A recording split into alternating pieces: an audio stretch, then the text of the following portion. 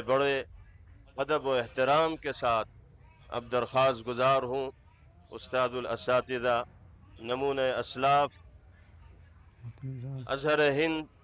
دارالعلوم دیوبند کے محتمم حضرت اقدس مولانا ابو المفتی ابو القاسم صاحب نعمانی دامت برکاتہم العالیہ شیخ الحدیث دارالعلوم دیوبند، جن کی موجودگی اور یہاں تشریف فرمائی یقیناً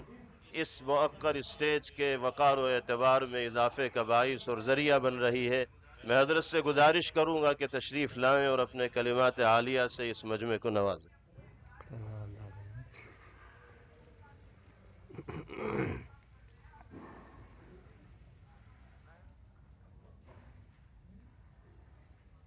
السلام علیکم ورحمۃ اللہ وبرکاتہ۔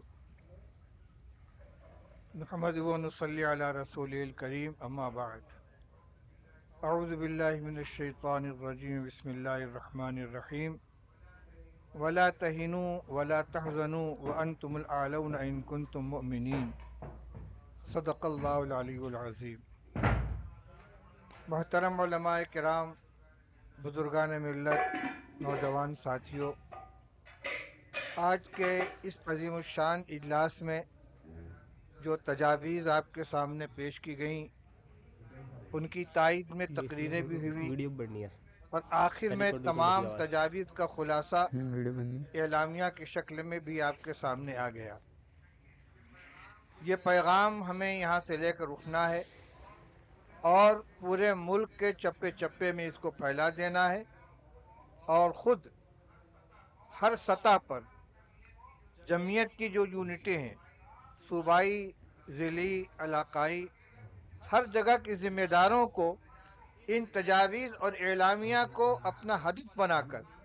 مقامی سطح پر محنت کرنی ہے اور اس پیغام کو زیادہ سے زیادہ عام کرنا ہے۔ میں نے ابھی آپ کے سامنے ایک آیت کریمہ تلاوت کی ہے۔ میرے بھائیو اور بزرگوں، یہ جتنے کام کیے جا رہے ہیں یہ سب تدابیر ہیں۔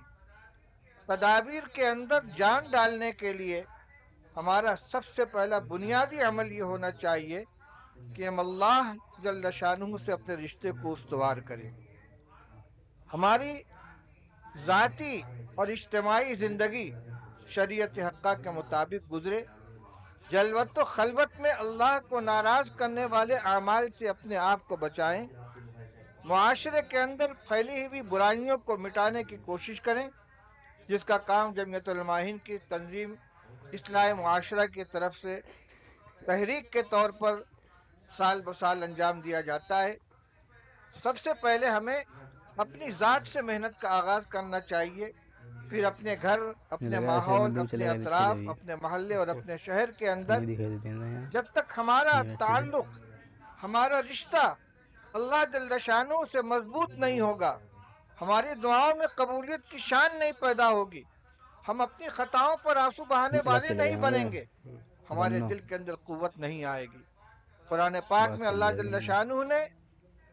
اس سے زیادہ سخت حالات کے اندر یہ پیغام دیا ہے، وَلَا تَهِنُوا وَلَا تَحْزَنُوا، نہ تو کمزور پڑو،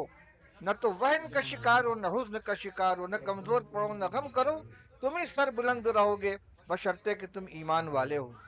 ایمان اپنے تقاضوں کے ساتھ ہماری زندگی میں آ جائے تو انشاءاللہ یہ یاد رکھیے کہ مسلمان دنیا میں کبھی بھی اکثریت کے اندر نہیں رہے ہیں،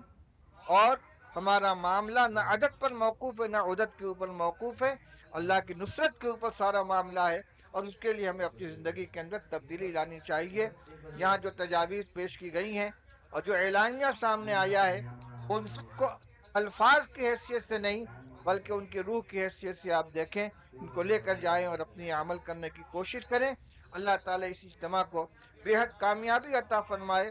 اور ملت اسلامیہ ہند کے مستقبل کے لیے اس کو سنگ میل بنائے۔ وآخر دعوانا الحمدللہ رب العالمین۔